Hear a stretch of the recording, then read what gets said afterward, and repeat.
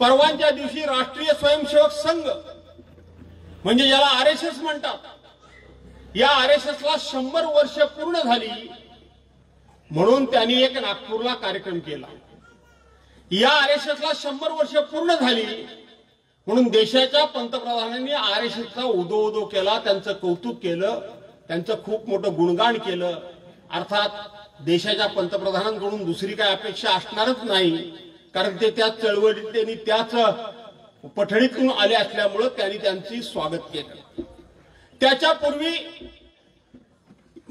देशाच्या माजी पंतप्रधान कैलासवासी इंदिराजी गांधी यांनी 1975-76 साली आपल्याकडे आणीबाणी लावली आणि त्या आणीबाणीला 50 वर्ष पूर्ण झाली म्हणून त्या इंदिरा गांधींचा आणि त्या आणीबाणीचा निषेध करण्याकरता, त्यांचा धिक्कार करण्याकरता, त्यांच्यावर टीका टिप्पणी करण्याकरता, ठरल्याप्रमाणे खोटे नाटे आरोप करण्याकरता याच भारतीय जनता पार्टीच्या लोकांनी आणि आरएसएसच्या लोकांनी गावागावातून मेळावे घेतले, गावागावातून मेळावे घेतले। आणीबाणी त्या परिस्थितीमध्ये त्या काळामध्ये का लावावी लागली हे आजच्या तरुणांना माहित नाही। हा इतिहास कोणी वाचत नाही, त्या इतिहासामध्ये सुद्धा मी तुम्हाला घेऊन जात नाही। पण ती आणीबाणी ज्या इंदिरा गांधींनी लावली त्याच इंदिरा गांधींनी धाडस सुद्धा दाखवलं की अवघ्या 1.5-2 वर्षामध्ये त्यांनी आणीबाणी उठवली आणि सार्वत्रिक निवडणुकीला सामोरं जाण्याचं धाडस दाखवलं। आपल्याला माहित आहे काश्मीरला त्या ठिकाणी 2-2, 3-3 राज्य केली, 370 कलम हटवणारं हे केंद्रातलं सरकार जवळजवळ 6-7 वर्ष झाली निवडणुका लागल्या नाहीत आणि निवडणुका लागल्यानंतर सुद्धा त्या संपूर्णपणे त्या राज्यांना स्वतंत्र दर्जा आणि त्यांचे अधिकार दिले नाहीत आणि दिले नाहीत म्हणून लोकांनी त्या ठिकाणी आंदोलन केलं आणि आंदोलन केलं ते लोकशाही मार्गाने आंदोलन केलं। त्या आंदोलनाचे प्रणेते प्रमुख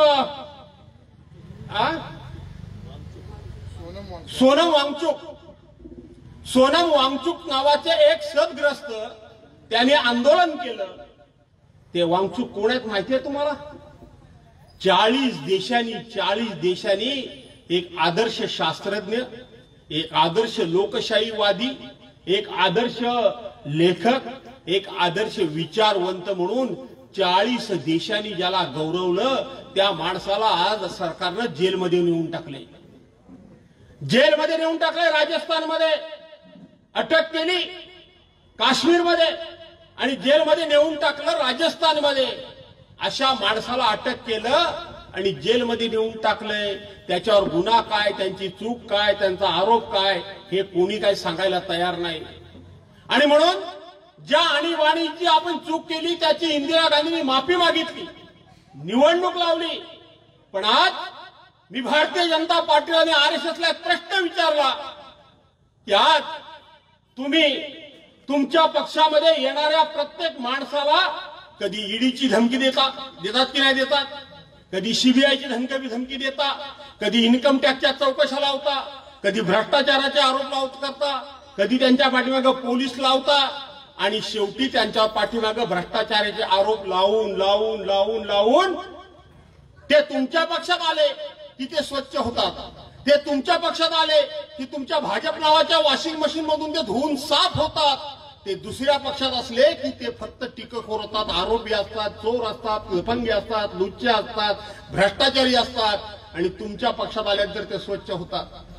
तुम्ही ते आपल्या पक्षात येण्याकरता म्हणून अशा पद्धतीच्या सरकारी यंत्रणांचा वापर करून वेगवेगळ्या पक्षातले लोक आपल्या पक्षामध्ये घेतात। अरे असं तुम्ही एक उदाहरण सांगा की त्या काळामध्ये इंदिराजीने ज्यांना कोणाला त्या ठिकाणी इमर्जन्सी लावली, त्या इमर्जन्सीमध्ये जे जेलमध्ये होते किंवा जेलमध्ये जाणार होते त्यातल्या एकाला तरी असं सांगितलं काय की तुम्ही माझ्या पक्षात या, मी तुम्हाला आणीबाणी लावत नाही, तुम्ही माझ्या पक्षात या, मी तुमच्यावरची आणीबाणी उठवते, माझ्या काँग्रेस पक्षामध्ये या, असं त्यांनी कधी सांगितलं नाही। पण भाजपाचं मात्र आज असं चाललंय की माझ्या पक्षात या, नाहीतर मी तुम्हाला कशा पद्धतीनं त्रास देईन।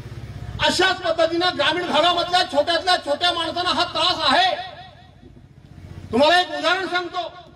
लोट्यामध्ये आपले शिवसेनेचे तालुका प्रमुख हे चाळके, चंद्रकांत चाळके होते.